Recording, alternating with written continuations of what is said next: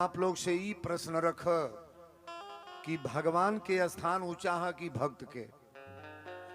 जीतल बा तो कबो भक्त जीतल बा कि भगवान। और परीक्षा अभिमानी व्यक्ति का होता है और कि भक्त का। बड़ा जोरदार कथा आज की है।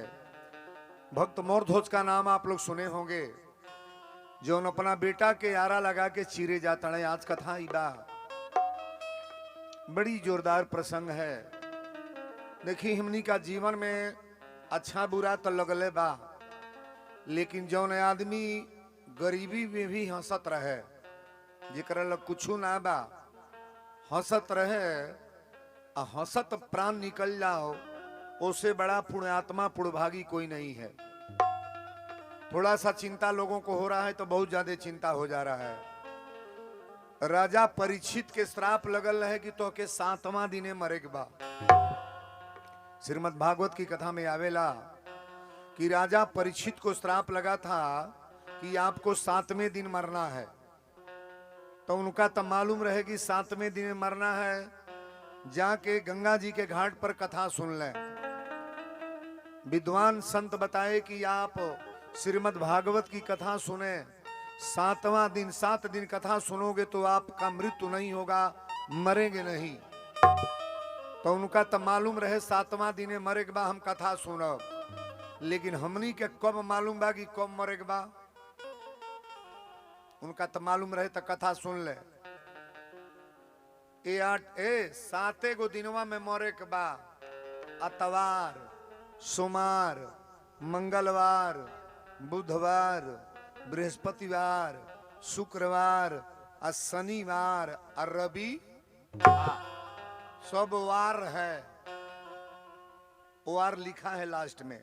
रविवार, सोमवार, मंगलवार, शुक्रवार, सब वार है महाराज। ये वार कब आएगा ये किसी को पता नहीं है। अच्छा ही बताई, कोनो जरूरी बागे जेकरा बीमारी भल बा ते ही मरी। अब बीमारी वाला लोग मरता कि बेबीमारी वाला? बीमारी वाला। आज से 15 साल पहले अभी हार्ट या बीपी शुगर है तरनाई चलत रहा। दिन भर कुदारी लोग चलावत रहा, गुरे का रस घोर के कह बल्टी पियत रहा, कबो शुगर ना भई। कहो तना चटक मटक लोग खात रहे, चटनिए से रोटी या खात रहे। अब तो नूनो वर्जित हो गल बा, मीठा वर्जित हो गल बा। खान पान का इतना परहेज है ना, कि जितना खाद हमनी का मटिया यूरिया डालल जाता। हेते हेते लौकी रहे गो कोयडार हमरा यहाँ कोयले बा। कोयडार हेते हेते लौकी रहे, कहनी रही को दिन में हो जाई। कहले बाबा बिहना सांझ ले बेचे लायक हो जाई। उनका करबे तो कहले दू कैसन लतिया में कि ओकरा देहिया में सुई लागेला। ई होता कि ना होता? हेते हेते मुर्गा के बच्चा आवता ना कुलिया 10 दिन में हत्ते हत्ते हो जाता। इबा कोनो दम के ना। तो जे खाई ते मरी की जी, मरे के तो 1 दिन मरल जाई, लेकिन घुट घुट के मरल नहीं ठीक। कोनो बीमारी धरा जा आ 10 बरिस ओई में लेके भोगल जा, ऊ नीक बा कि 1 दिन मर गल नीक बा। 1 दिन भगवान से निवेदन करो आप कि मृत्यु अगर आए तो 1 ही दिन में प्राण ले लो आप। दुर्दशा हो करके, सांसत हो करके मरना नहीं चाहिए। आदमी के चाहल कुछ होला ना। ध्यान दें, बड़ी अच्छी बात बा। एक बेर गांव में आग लागल रहे। एगो गांव में आग लागल रहे, तब पूरा गांव के लोग बल्टी का बल्टी पानी फेंकत रहे। अब जेकर जौन सौकास बा में केहू जगह से फेंकता, केहू बल्टी से फेंकता। सब लोग हु हु कह के गाँव में आग लागल बुतावे, लोगन आगी बुतावे लागल लोग। एगो गौरैया चिड़ई अपने ठोड़े में पानी उठावे, ताकब हमरा और ठोड़े में पानी गौरैया उठावे, और वो पानी ले आके वही आग लागल वही में गिरावे। साधु बाबा कुट्टी पर बैठल रहे, कहले गौरैया बल्टी का बल्टी गगरा के गगरा पानी फेंकाता तो बुताते ना बा, ते ठोड़े में पानी उठा के आग बुतावता रे।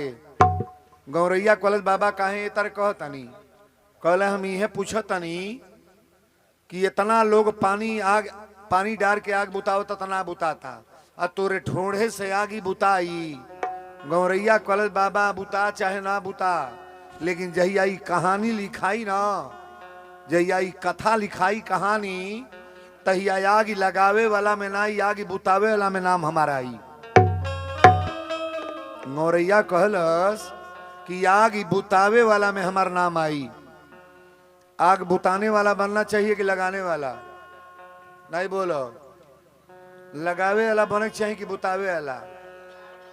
80% लोग लगावे वाला बा।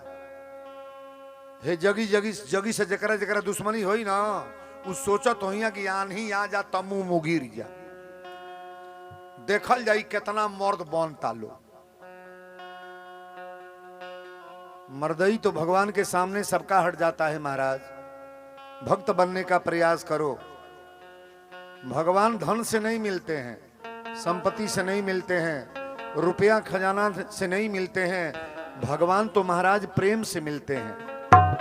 राम ही केवल प्रेम पियारा, अजान ले हो जई जाननी।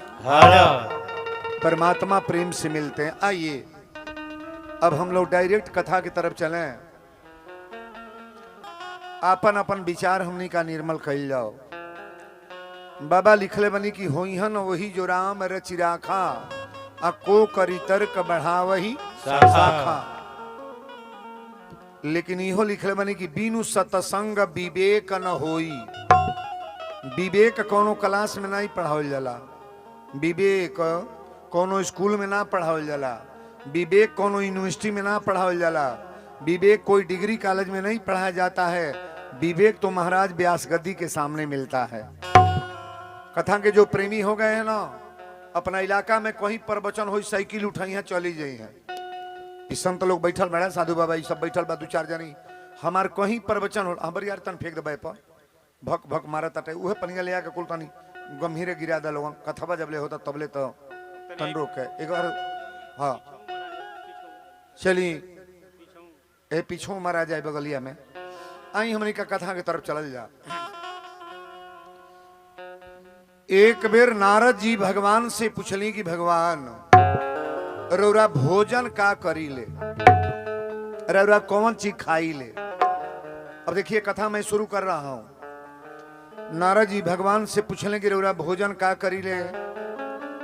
फल मूल खाई ले, केरा सेव संतरा खाई ले, कि गड़ी छोहड़ा खाई ले, कि काजू बादाम खाई ले, कि चावल दाल रोटी सब्जी खाई ले, रौरा का खाई ले। तो भगवान कहले नारद ये बात तू काहे पूछत रह?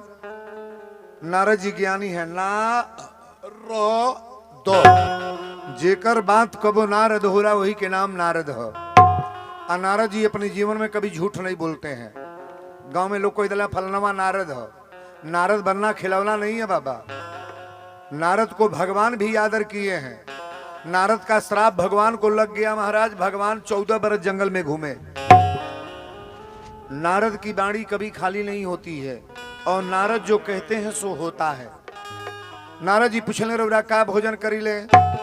भगवान कहले नारद अगर हमसे पूछा तन हम चावल दाल रोटी सब्जी फल मूल काजू बादाम ना खाई ले। कहले का खाई ले?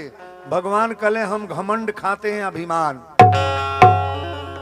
एक ही चीज खाते हैं जिसका नाम अभिमान है। भगवान का खाई ले? अभिमान। अच्छा इतना लोग आइल बा, इमे केहू ऐसनो बा जेकरी लगा अभिमान ना बा? बिना घमंड का तो कोई रहबे नहीं करेगा महाराज। मान लीजिए करे लगे धन बा, रुपया बा, ओकरा तो अभिमान बा, लेकिन जौन गरीब आदमी बा वहू का घमंड बा कि ना? हमारा तो बहुत धनिका से बेसी गरीब का बा। हमनी के बर्बाद कौन सी करेला नहीं क्यों बुझल? घमंडवे अभिमान करता है। अगर जीवन में घमंड है, आप अपने नजर से देखिएगा कितने लोगों को बर्बाद कर दिया अभिमान। हम करत करत लोग कितने हम बिला गए। अब कथा चलने जा रही है। भगवान कहले कि एक चीज भोजन करी ले जौना के नाम अभिमान है। नारद जी कहले ते अभिमान देला के कहले हम कहले ई धन संपत्ति रौरही दे ही ले और रौरही ले ही ले और रौरही ले ही ले रौरही दे ही ले। तो ये अभिमान क्यों देते हैं? भगवान कहते अभिमान व्यक्ति को ऑटोमेटिक हो जाता है। जब धन संपत्ति ज्यादा होता है ना, प्रभुता पाहि काई मदनाही, संसार में कोई पैदा नहीं हुआ जिसके पास धन हो जाए, रुपया हो जाए, खजाना हो जाए और व्यक्ति को अभिमान न हो जाए। कहले तब भगवान कहले ई बेटा बारी फुलवारी खेत बारी सब हम ही देले बनी और सब हम ही ले ही ले। अच्छा जो देने वाला है वो लेगा कि नहीं? अब हे तर सुन ली, रौरा के केहू 500 रुपया देले बा तो कहियो मांगी कि ना? ना मांगी, ना मांगी। आई बेटा बारी फुलवारी जे देले बा ओकरा अख्तियार बा कि ना? ना बा। इतनी पर तो जो रुपया देता वो मांगा था। लेकिन एक बात सुन लो, परमात्मा संपत्ति मांगते नहीं है, भगवान रुपया मांगते नहीं है। कौ करोड़ भगवान रुपया देता तो मंगी है, कबो ना मंगी है। लेकिन ये जो बारी अरे फगुआ खेल बड़े जो रह दे तो न डाल, ये हमार भंडारी है का बुद्धि ना हो। फेना सरफ डाल के एक दिन दाल बना दे रहे है ठीक है। हाँ भव भइल बाणे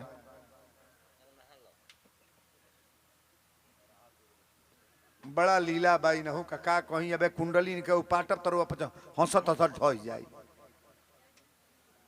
हमारो साथे जोगो के स्टाफ बा तो खोल कर लोग बा।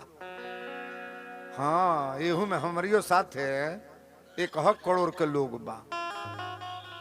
का कहीं का ना कहीं। बोलो सच्चे दरबार की जय। शांति बना के कथा के सुनल जाओ। एक बेर जीवन में अर्जुन के अभिमान हो गई। बोलो वृंदावन बिहारी लाल की जय। अर्जुन के अभिमान हो गई। अर्जुन 5 भाई एक जगह बैठल बालो। अर्जुन भीम नकुल सहदेव धर्मराज को भाई हलो 5 भाई। अर्जुन के अभिमान भइल। अब 5 जने बैठल बालो। अर्जुन कहले कि हमारी गांडीव से महाभारत समाप्त हो गई। भीम कहले हमारी गदा से समाप्त भइल। धर्मराज युधिष्ठिर कहले हमारी ज्ञान से। कन्हैया जी लगवे रहले कहले अर्जुन का होता। अर्जुन जी कहले कि बताई ये पृथ्वी पर सबसे बड़ा बलवान हम बानी कि ना?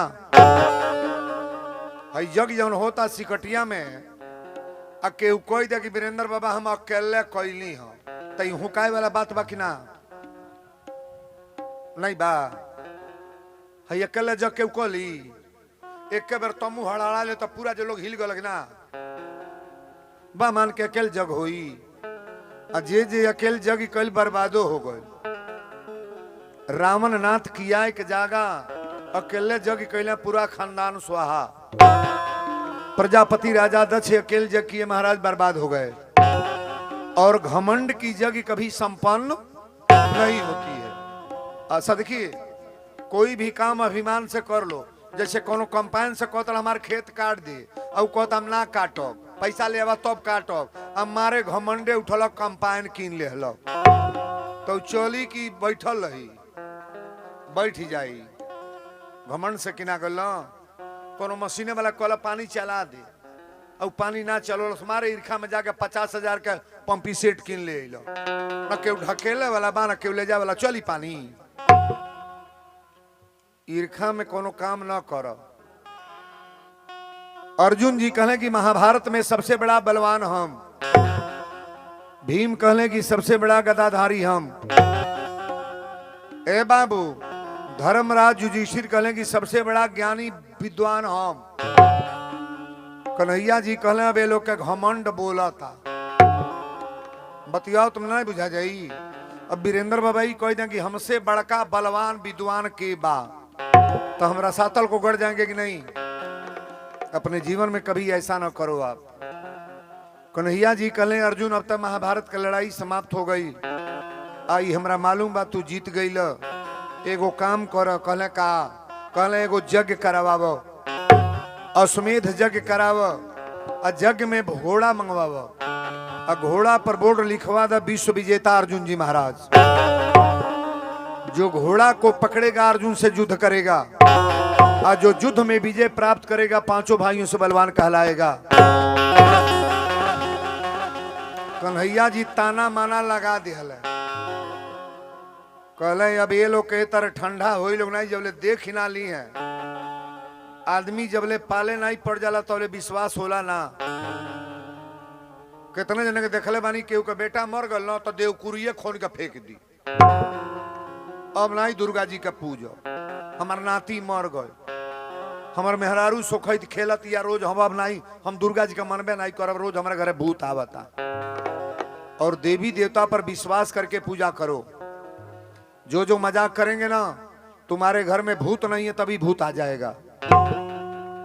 अब है काली माई केहू का बपौती है अकेले, हमने के सब जने के हई, आ जे माई से मजाक करी उनका मजाक बनाइए दी है। सिकटियों में जहां जगिया होता ना, एहू में खोल खोल के लोग हो, कई जने हो चंदा दे दिले हुई है, जगी में उनका मेहरारू बिनाई लैक है,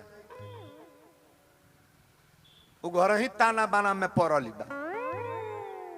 केकरे घरे कराही चढ़ावे के नहीं बा, केकरे घरे पूजा ना बा, लेकिन भगवान की कथा से कौन पूजा ज्यादा महंगा है महाराज। इस पूजा से कोई बड़ा पूजा नहीं है। देवी मैया देखा तड़ी कि हमरा दुआरी पर आगे के कथा सुनता, के पूजा करता, अगर यही नहीं होगा तो हम लोग सब बर्बाद हैं महाराज। और बड़ी योजन की कथा है, कल माइये के कथा ये मंचे पर बोलब हम, दुर्गा जी के कमरू कमेछा से माई कौना तर से आइल बड़ी, कलकत्ता शहर में, पटना में कैसे अली, थावे में आके रहसू के कैसे कपार फाड़ के कंगन देखौले बड़ी, ई कथा काल हम बोलब मंचे पर। बोलो सच्चे दरबार की जय। प्रवचन ये जो शुरू बा, कन्हैया जी कहले कि एगो जग कर, आ ये जग में घोड़ा मंगवाव, आ घोड़ा पर बोर्ड लिखवाव। कन्हैया जी कहले एगो जग कर, आ ये जग में घोड़ा मंगवाव, आ घोड़ा पर बोर्ड लिखवाव विश्व विजेता। अब देखी कथा ये तरह के बा, कन्हैया जी कहले जग कर, आ ये जग में घोड़ा मंगवावा, घोड़ा पर बोर्ड लिखवा दो विश्व विजेता अर्जुन जी महाराज। जो घोड़ा को पकड़ेगा अर्जुन से युद्ध करेगा, और जो युद्ध में विजय प्राप्त करेगा पांचों भाइयों से बलवान कहलाएगा। घोड़ा मंगावल गई, ताकब शुरू हो गई लीला। विनाश काले विपरीत बुद्धि, आदमी के जब बर्बाद होके रहेला ना, तो सबसे पहले देवी देवता भगवान के छोड़ देला। पहले दवाई कौने डॉक्टर से होला, झोला छाप की MBBS, पहले झोला छाप जे ने डॉक्टर होई, तन के बुखार हो तो लोग कहीं डॉक्टर का बुलाइबो, जो दवाई ले ले दुबौली चौराहा पर से। अब दुबौली में के MBBS बैठल बा, कहो ललका पियर का गोली थमा दिहल लेके घोट। अब बीमारी जब गंभीर भइल तेजू से जई है गोरखपुर, आ गोरखपुर रिफर कैलस तब PGI जई है। अब PGI जब डॉक्टर जवाब दे दी तब भगवान के बोले हैं कि भगवान अब बचाओ। भगवान को पहले पकड़ना चाहिए कि बाद में? नहीं बोलोगे? परमात्मा को पहले पकड़ना चाहिए कि बाद में? पहले भगवान को बुलाना चाहिए, बाद में नहीं। काम बिगड़ जाने के बाद भगवान आकर क्या करेंगे? कहो, जब बीमारी एकदम पार कर जाए सीमा तो परमात्मा कुछ करेंगे नहीं, पहले बुलाओ। बोलो सच्चे दरबार की जय। घोड़ा जंगल में छोड़ाया जाता था कब हमरा और कन्हैया जी कहले अर्जुन घोड़ा अकेले नहीं जाई, तो हूँ चला हम चलो। अर्जुन जी कहले दादा यहाँ के कहलिए जग कर, आ जग में घोड़ा मंगवा देली, आ घोड़ा पर बोर्ड लिखवा देली कि विश्व विजेता अर्जुन जी महाराज। जो घोड़ा को पकड़ेगा अर्जुन से लड़ाई करेगा, और जो लड़ाई में जीतेगा महाभारत में सबसे बड़ा बलवान कहलाएगा। घोड़ा छोड़ा गल बा, कन्हैया जी कहले करा पीछे चलो हम चलतनी। अर्जुन या कृष्ण चलल लो। जब घोड़ा जंगल में गई तब कन्हैया जी लहकार देले, घोड़ा भाग गए हेलने। अब वही जंगल में मोर धोत के बेटा ताम्रध्वज शिकार खेले आयल है। 12 बरस का लड़का रहल। कथा को ध्यान से सुनना। 12 बरस का लड़का रहल मोरध्वज के बेटा ताम्रध्वज। और जब घोड़ा आयल तो देखा था लिखल बा कि विश्व विजेता अर्जुन जी महाराज, जो घोड़ा को पकड़ेगा अर्जुन से युद्ध करेगा और जो युद्ध में विजय प्राप्त करेगा 5 भाइयों से बलवान कहलाएगा। टप दे जा गई घोड़ा पकड़ लेहलस। कन्हैया जी पेड़े के आड़े लुकाइल बड़ा होजू। अर्जुन के कहले अर्जुन जाके देखा घोड़ा कहाँ गइल। अर्जुन गइले तो देखा था नहीं 12 बरस का लड़का घोड़ा पकड़ ले बा। कहले रे बालक घोड़ा छोड़ दे। ताम्रध्वज कहले तरी घोड़ा पर बोर्ड लिखल बा काहे छोड़ दी। अर्जुन जी कहले कि हमार नाम जाने ले ना। ये तनियों पर लोग यह कहला हमके चिन्ह तड़, हमके चिन्हले बाड़ा, हमके बुझले बाड़ा का होई। तो का बुझे तू का हव, जीरो हव। जी बड़ा गरमाई ते कोई हमके जान तोड़ा मार दे बिना धुआं फेंक देब। अजे जे धुआं फेंकावल पहले वे फेंक दी हो। पता करी हो हिटलर बनते मरा गल कि ना। अरे भगवान की गोली से कौन बचेगा जी, नारायण की गोली से कौन बचने वाला है। दुनिया वाले पूरा दुनिया मिल के मारना चाहे तो आपको मार नहीं पाएगा। बचने वाले को कोई मार नहीं पाएगा और मरने वाले को कोई बचा नहीं पाएगा। बड़ा गौर से कथा को श्रवण करना। घोड़ा 12 बरस का लड़का पकड़ लेगा। अर्जुन जी कहले घोड़ा छोड़ दा। ताम्रध्वज कहले काहे घोड़ा छोड़ दी। तारा घोड़ा पर बोर्ड लिखल बा विश्व विजेता अर्जुन जी महाराज, और जो घोड़ा को पकड़ेगा युद्ध करेगा। अर्जुन जी कहले हमारा नाम जान तड़ कि ना। महाभारत के सुपर हिट बलवान हैं हम। सबसे बड़ा बलवान, सबसे बड़ा गांडीधारी। एक बाण मारब जमीन पर गिर जेबे अब धाए दे। ताम्रध्वज कहले तोहरा बाण से सिकवा शिकायत ना बा। तोहरा ऐसा 1000 गो अर्जुन आवे हमरा डर ना बा। कोनो भक्त भगवान के हे लोग से डराई। मीरा के भाई रावण विष पियोलस हाथी से राणा। मीरा के भाई रावण राणा जौन रहल जहर पियोलस हाथी से कचरवावलस कुलकुल कैलस, लेकिन मीरा मरल। विष पियोलस तो के अमृत जान के पी गई। लेकिन विश्वास आपका पूर्ण है ना तो भगवान आपका सहारा करेंगे। जो भगवान पर जुड़े हैं, भगवान से सटे हैं, भगवान को मानते हैं, उनका भगवान कभी बाल बांका करने नहीं देंगे महाराज। सबसे बड़ा विश्वास गांव में केहू का गवाह जो है तो गवाह मिली ना। जेकर गवाही भगवान दी है वो कबो फेल होई। परमात्मा भी गवाही देते हैं तो भगवान इतर गवाही नहीं दी है। जे जेकरे जरी लागे ना ओकरे घर में 5 जन के बीमार डाल दी। खेत लगे हैं बेचवावे, बेच बेच दवाई करू। समझा देता नहीं तो कही है मंच है। अब वीरेंद्र बाबा की बात अगर दिमाग पर उतर गई, आज कथा बड़ा सटीक है और प्रेम से सुनने का प्रयास करो आप। अर्जुन जी कहले घोड़ा छोड़ दा। ताम्रध्वज कलश घोड़ा ना छोड़। अर्जुन जी कहले काहे ना छोड़बा। ताम्रध्वज कहले तरी बोर्ड पर लिखल बा कि विश्व विजेता अर्जुन जी महाराज, जो घोड़ा को पकड़ेगा अर्जुन से युद्ध करेगा। अर्जुन कहले ते अब बाण मारे जाता नहीं है कि रोक। ताम्रध्वज कलश 1000 को बाण मारा ना। जब बाण चलौल तो वो चलौलस। अब दोनों जन में लड़ाई शुरू। एगो बाण अर्जुन के लागल, ताम्रध्वज जमीन पर गिर गई। उठ के ब्रह्मास लेके टप दे अर्जुन के बांध दिलस। एक हाथ में घोड़ा, एक हाथ में अर्जुन। आई दोनों जनी के पकड़ के लेके गए अपना पिता के लग। एक बाप भगवान के परमो भक्त हैं महाराज। भक्ति में तो उतना शक्ति है, आप जो चाहोगे सो हो जाएगा। हम तो कितना ही बोलते हैं, लोग भक्ति में दिमागे नहीं डलाते हैं।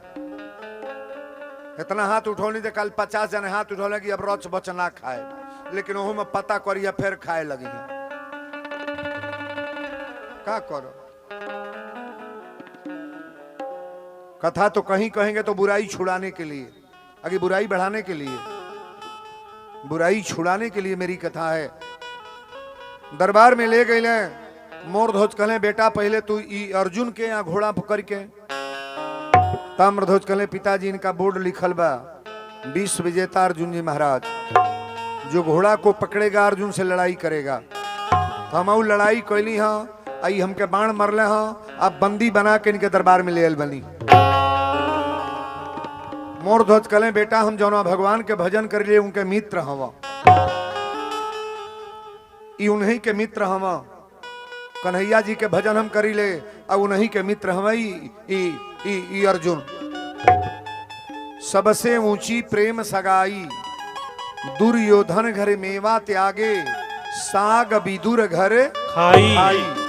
सबसे ऊंची प्रेम सगाई, राज सुजग युधिष्ठिर कीन्ही, तामे जूठ उठाई। अब प्रेम के बस अर्जुन रथा के, भूल गए ठकुराई। सबसे ऊंची प्रेम सगाई। कन्हैया जी रथवा हाके अर्जुन बैठे। धर्मराज युधिष्ठिर जब यज्ञ करे लगले तब काम बटाए लगल कौन काम के ले। तब केहू कहल कि कोठारे का मालिक बनब, केहू कहल भंडारी बनब, केहू कहल खजानती बनब, रुपया धरब। कन्हैया जी से पूछा गल कि रौरे का करब। कन्हैया जी कहले दू काम करब, जितना लोग जूता चप्पल पहिर के आई ओकर जूता चप्पल रखाई, आ जितना लोग चाट या फुल्की या खाना खाई रसोई पाई सबके पतरौली या चाट प्लेट फेंको। कन्हैया जी के नौकरी का लागल, जुठिया पत्तल फेंके के।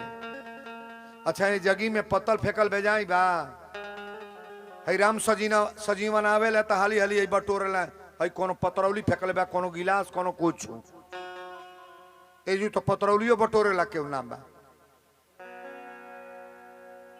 जग खिलौना नहीं है, ये जग आपको बना देगी या बिगाड़ देगी। जे जितना चंदा इस जगी में दे ले बा अपन दशांश मिला लेना, अगले साल तोहर लग रुपया एक दुना होता कि कम होता। धर्म करने से धन बढ़ता है, जितना ही धर्म करोगे ना ये धन बढ़ता है। धर्म न करने से धन घटता है महाराज। कुकर्म करे सो धन बढ़े, ई कलयुग की रीति, आ अंत समय ढह जाते हैं जस बालू की भीत। ओरिजिनल कमाई अगर कैल बा ना, ई कहे लगी बैल हम अबो रखी ले, खेत जोती ले। ओरिजिनल कमाई कैले बड़ा तो 2-4 पीढ़ी चली। आ जे डुप्लीकेटवा कमाई कैले बा लूट के ले आयल बा, उहे कमाई ले आ उन्हीं के देही पर लाग के सेवा समाप्त। डुप्लीकेटो कमाए वाला लोग बा कि ना, 2 नंबर का धंधा लगा बजा के केहू कमीशन लेता, केहू दलाली करता, केहू घुसखोरी करता, केहू कुछ करता, सब निमन ना न बाजी।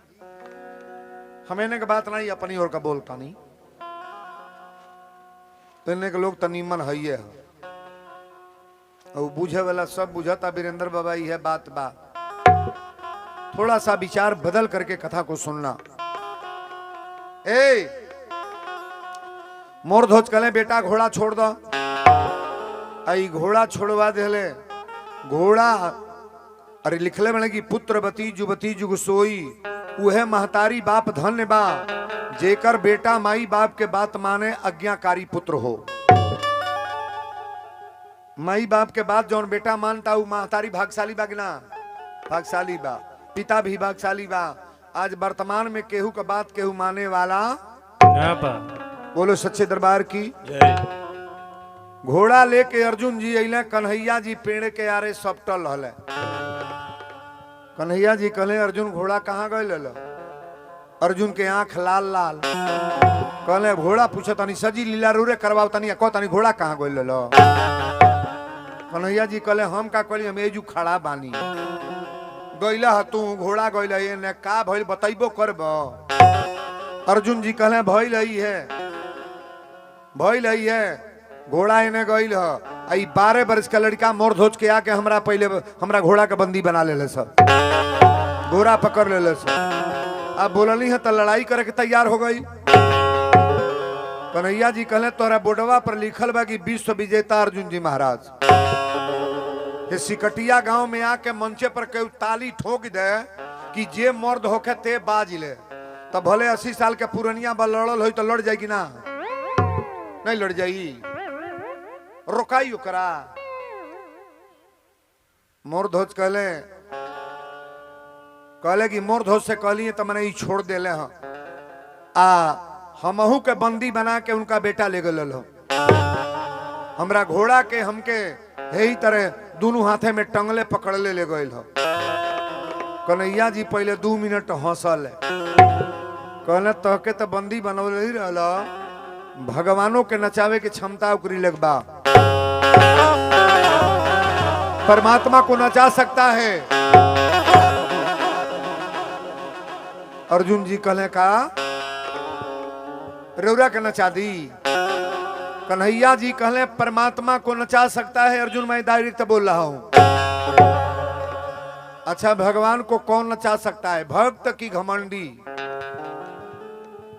भक्ति में दम है तो देखिए सेवरी भगवान के नचा दिलस कि ना, मीरा परमात्मा के नचौली कि ना, प्रहलाद भगवान के नचौले कि ना, द्रौपदी साड़ी में नचा दिलस भगवान के,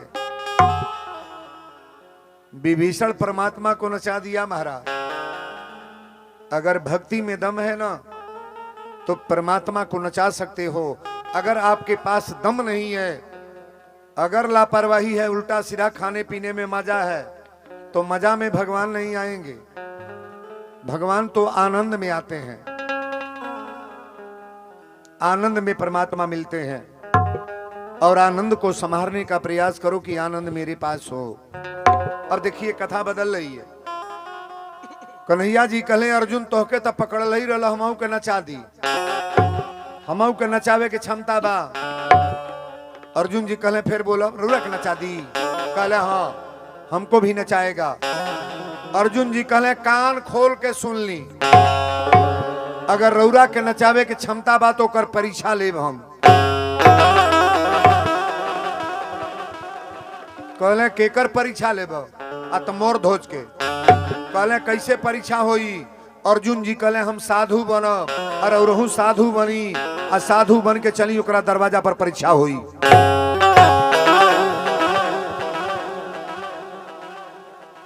दोनों जनी अपनी में बतियावत आलो, तबले जमराजो आ गई।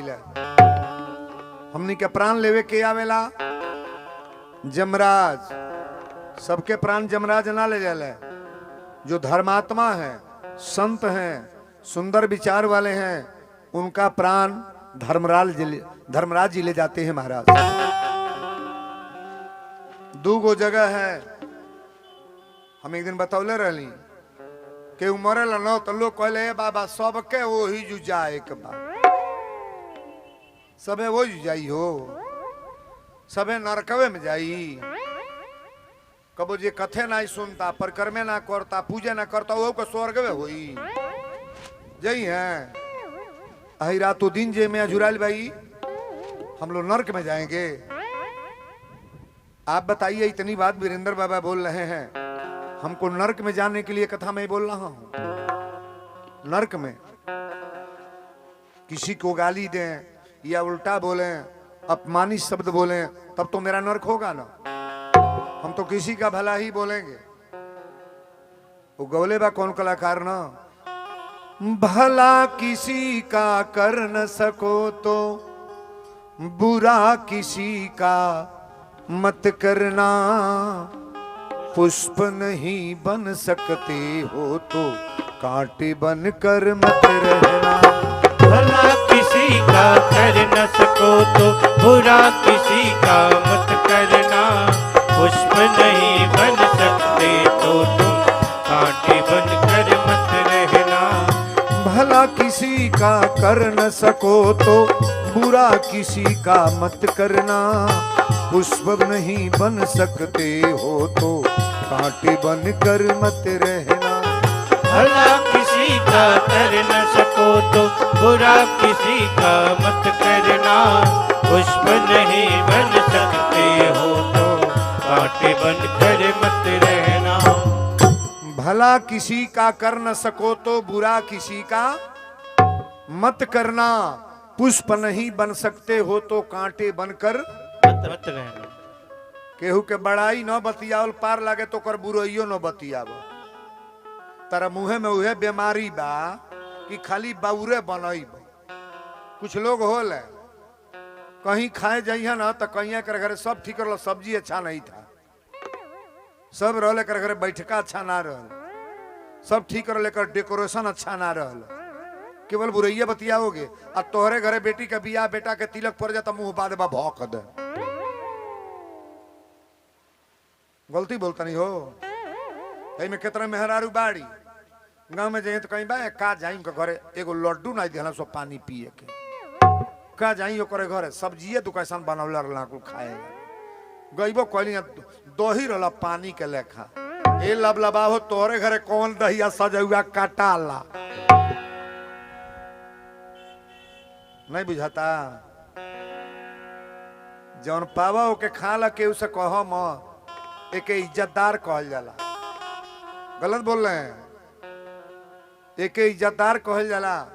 वीरेंद्र बाबा ही कहल ना कि गुरे के पानी हमके दे देला प्रेम से ना है ना, पी के मुँह में डाल के पानी पी ले, हम जानब कि वह अमृत है।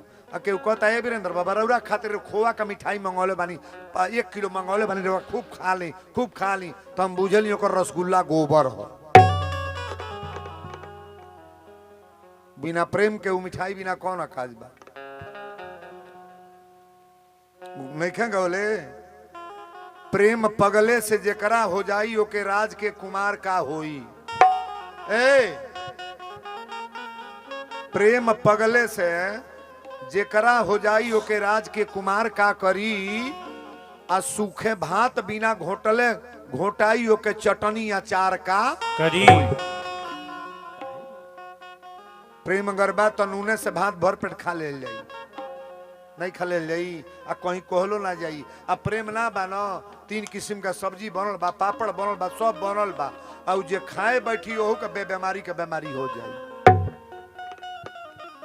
कुछ मेहरारू के चाल तो है ही हो कि पहुना आवेला दुआरी पर न त जाते कहीं सो पानी पियो, पानी ले आई, ए बाबू पानी पियो, चाय बना दी रो।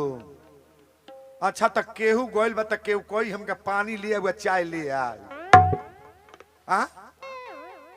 एक बेरी बात पूछी हम केहू आवता तो पानी ले आके धो दा, पिए चाहे न पिए, चाय बना के धो दा, पिए चाहे न पिए।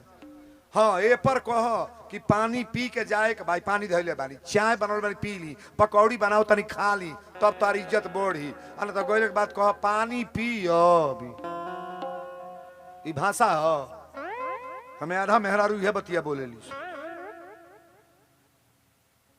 सिकटिया मन के बोले ला तारे भी तारे सोच लिया का कहता नहीं हो। बहुत हब हब हब मत करो, कब गबा जाई गड़बड़ा जाई। हर हर भर भर भइल हतड़ू लोग। कथा तो उतना बढ़िया बा। अच्छा बताइए हमें लाइन हम सिखावत नहीं ना, नहीं सिखा रहे हैं। कथा अलग है, कथा अलग है, लेकिन ये संस्कार मैं जो सिखा रहा हूं ये अलग है। कोई संत दरवाजे पर आ जाए ना ओकर गोड़ थरिया में धो के धो ले चाहिए। एक बेर धो के ओकर पानी फेंक दो और दूसरा बेर धो के तनी घर में छिड़क दो, कपारे पर लगा ला। साधु न हो। देखो तार कितना बढ़ता, कितने मेहरारू बड़ी साधु के भिक्षा दिहल ना चाहे। ए नहाए बैठल बानी अभी नहीं दे, बिया अब ले ले खा तनी ना दे। बड़ी लीलाधारी लोग बा। मर्द कमा के का करी है जब ये लोग मिजाजे गड़बड़ रही तो। अब ये 2 दिन से चावल आटा लोग लेके आवता, वो बड़ा कोहे लगलिया तो अब इन सभे नहीं आयल बा। 2-4 जना सुततो बड़ा गवा रतिया भर नवमी पूजल हो का है आज। बोलो शंकर भगवान की। थोड़ा हमारा बात कड़ी लगती है और कड़ा के वजह से मैं बहुत कुछ रोक के बोलता हूं महाराज। ये घर की लक्ष्मियां हैं। थोड़ा दुल्हन बड़ी ना नहीं बड़ी, राम सजीवन बड़ी ना। हाँ तो कुल लाइन सिखा दे चाहिए। केहू आवता कहीं सब कहले तब दे लिया के पानी धो दे, मीठे में लिया के धो दे, चाय बना दे, रुक बैठी चाय बनावले बन ले आवता नहीं। ई न कहे कि पानी पी अब ले आई पानी, ये भाषा गलत होता। हमारे पर्दा हमारे घरवा के बगलिया में एगो घर बा, ओकरे घरे केहू पहुना आई ना तो ओकर पतोहिया कहले ए बाबू खैले बानी कि खाए के बना दी, केहू कही बिना खैले बानी, उपास करा दे बोलो तहल तो। बोलो सच्चे दरबार की जय। जमराज पहुंचल बड़े, कन्हैया अर्जुन साधु बनत जाता ना परीक्षा लेवे। जमराज कहले कि कैसन हल्ला होता, आ तो मोर धोज के परीक्षा लेवे जाता नहीं जा। जमराज कहले हम परीक्षा ले। अर्जुन जी कहले कि कन्हैया जी कहले तू कौन परीक्षा ले? जमराज कहले जितना लोग के इलाका में मरता सबके बैकुंठे होता, जमपुरी खाली हो गल बा, हमरे जमपुरी में केहू मरता जात ना बा। सुंदर जहां कार्यक्रम होई भाग होई ना पूजा पाठ, वहां के लोग मरेंगे तो स्वर्ग में जाएंगे, नरक में नहीं जाएंगे। अच्छा इतना लॉकडाउन आइल है, कोरोना बीमारी, इरा बता सकली अपने इलाका में कहीं इतना छपलस है? कहीं कहीं सुनने में आइल हो कि फलान लड़का बाहर मरल।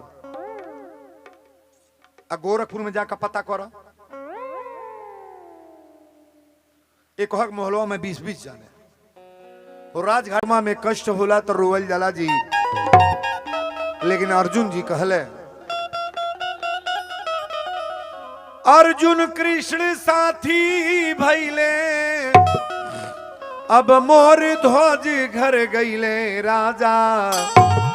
कहले अरे राजा आजू हमारी बागे के खियावे के बड़ी राजा, आजू हमारी बागे के खियावे के बड़ी राजा, आजू हमारे बागे के खियावे के पड़ी।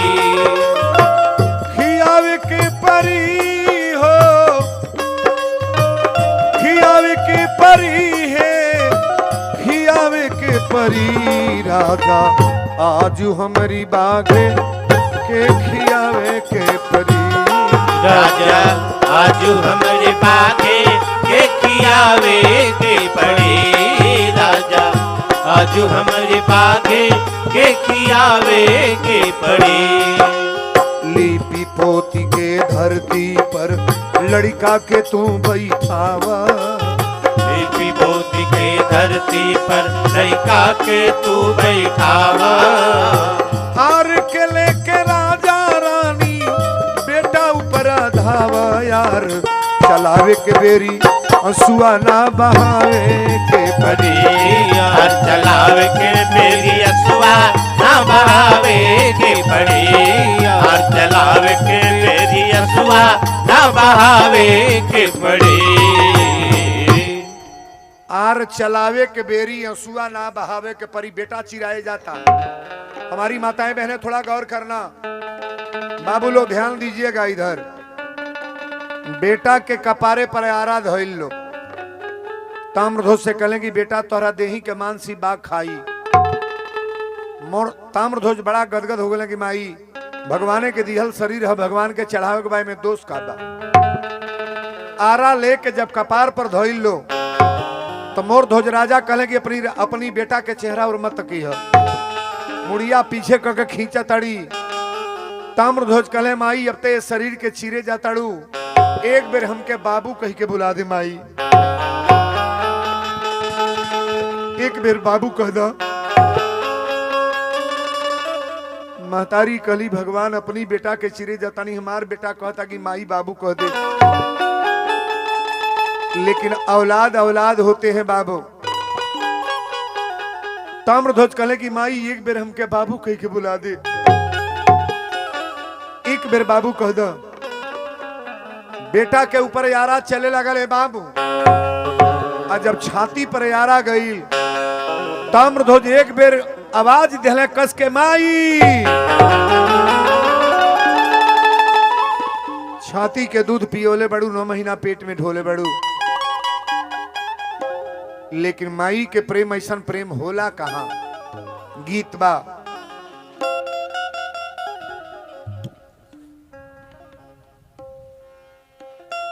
अरे माई के ममता माई के ममता न लिखले लिखाई सब कुछ मिली है बाकिर मिली नाही माई हो। सब कुछ मिली है बाकी मिली नाही माई। सब कुछ मिली है बाकी मिली नाही माई। माई के ममता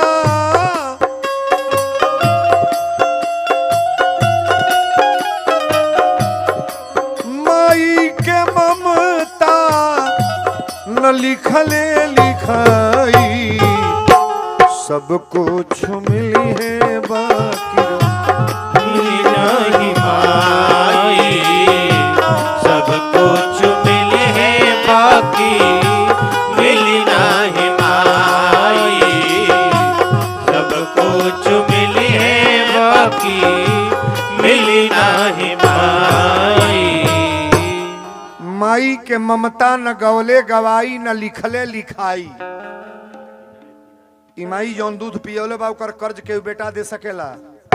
दे दी का हो ताका हमरा हो एगो बेटा कहले से माई ते जबले जिएबे तोर दूधे के कर्ज हम चुका दे। दूधे के जौन पियोले बेड़े ना एकर कर्जा दे दे। महतरिया कहले बेटा एगो कार कर 15 वर्ष के 20 वर्ष के उम्र तार हो गई आज राती के हमरे लगे सूत। बेटा कहले सूत महतारी बेटा एक लगे सुतला ताकब हमरा और महतरिया कहले बाबू पियास लगल बा पानी ले बा।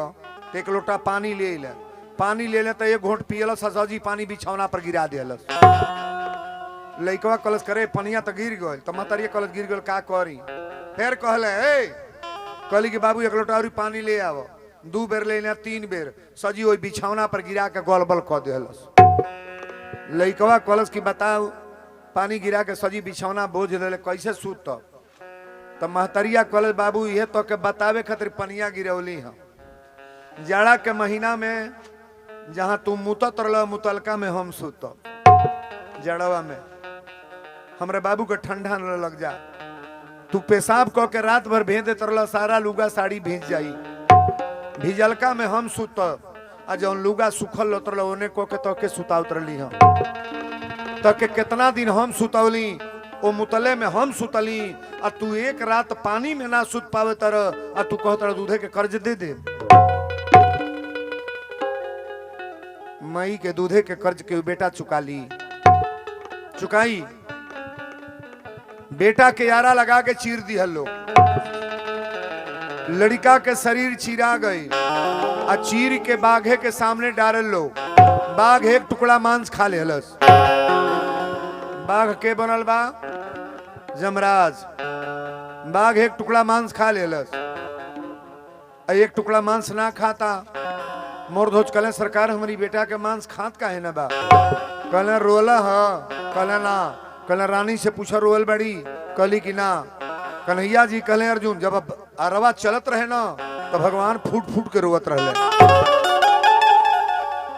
कोनो भक्त के ऊपर आँच आवेला तो पहले के रोवेला भगवान। आदमी नहीं रोता है परमात्मा रोते हैं। गौर से सुनना कहले कि रोला हा तो कहले कि ना। कन्हैया जी कहले लइका के ऊपर आरा चलल है इहे रोअल बा। कहले तो मांस तो ना खाइयो। कहले ना खाई तो चली अब जलपान करी हमरा यहाँ पानी पी सकी लेना भोजन करी। अर्जुन जी कहले कान खोल के सुन ल निसंतानी के छुअल पानी हम पिए ली ना। परीक्षा तो अब बा।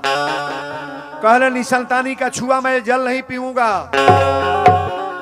कन्हैया जी कहले बेटा चिरवा दिल हम निसंतानी बनाओ तल। एक लड़का मर गल बा। कहले हाँ आरा लगा कि चिर दिल तो मर ना गई। लेकिन वीरेंद्र बाबा कहले बड़ा भाव बा मारने वाला है भगवान, बचाने वाला है भगवान।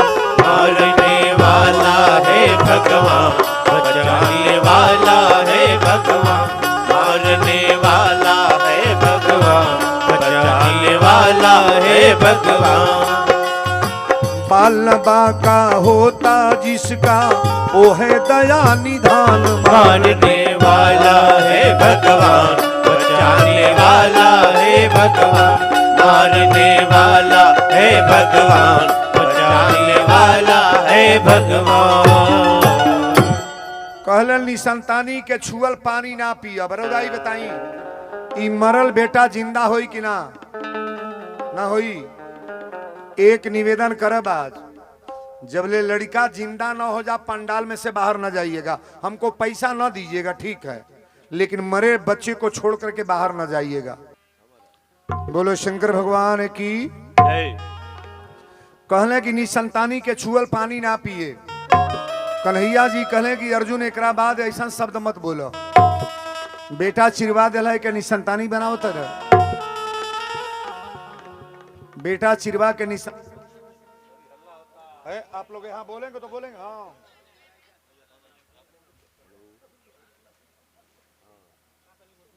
बोला लोगन जान न मन चबा पर दुखे कर हमारा जांच करा उतड़ लोगन तोहरे होता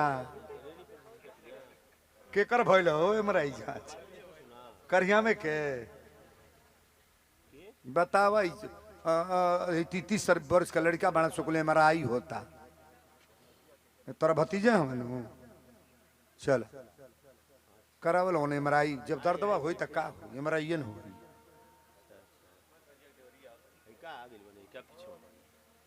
सीताराम, ये लास्ट शब्द आप लोग सुनने के लिए जा रहे हैं।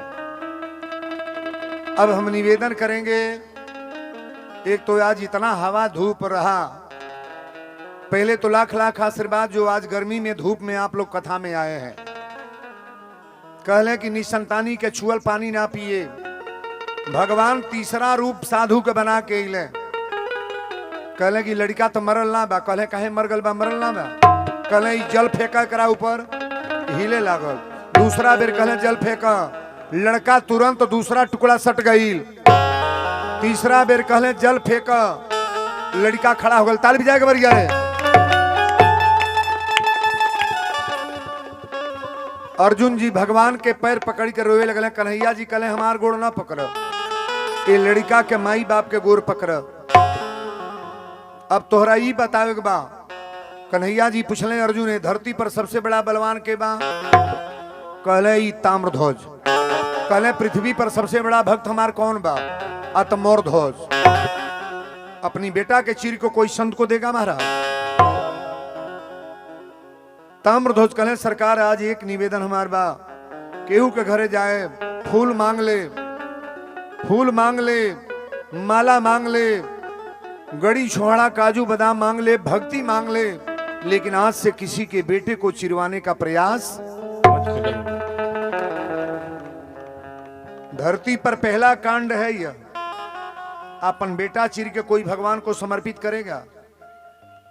जैसे तो लोग बकरी मान दे तड़ू बकरी काटो नवरातन में, इहो मानल कर कि अपने बेटा के काट के चढ़ाए। काटेगा कोई बेटा? काटोगे? बकरी को काट सकते हो, दूसरे का बेटा है ना। अपनी औलाद को काट के देखो दर्द हो रहा है कि नहीं। आप सभी लोग खड़े हो जाएं, भगवान की आरती। अब पीछे वाले भैया लोग भी आ जाएं, सब लोग पीछे जो लोग बैठे हैं सब लोग आ जाएं।